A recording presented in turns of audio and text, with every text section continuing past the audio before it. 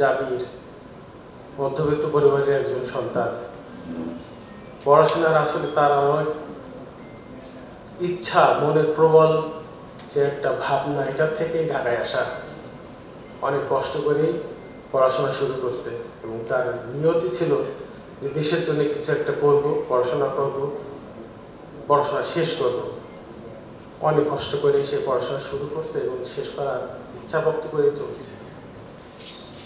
তার যে পরিকল্পনা, তার বাপ, তার মা, একটা সন্তান, তার কথাই ছিল যে আমার বাপ আমার জন্য যে কষ্ট করে, সেই কষ্ট প্রতিদিন আমাকে পড়াশোনা করেই শেষ করতে হবে। আমি বলছি, বাবা আন্দোলন করো, সংগ্রাম করো, কিন্তু নিজেকে বাঁচিয়ে খাওয়া পারা যায় না। যখন শুনি আমার ছাত্র ভাই এক জায়গায় আক্রান্ত হচ্ছে, তখন আর আমরা বসে থাকতে পারছি না। কোনোভাবে নিবৃত্ত করা যায় না, আসলে তাদেরকে নিবৃত্ত করা সম্ভব না। তারা এভাবে আমাদের মাছ থেকে চলে যাবে, এটা আসলে এখনো যেন মনে হচ্ছে স্বপ্নের মতো আছে, ঘোরের মধ্যেই আছে।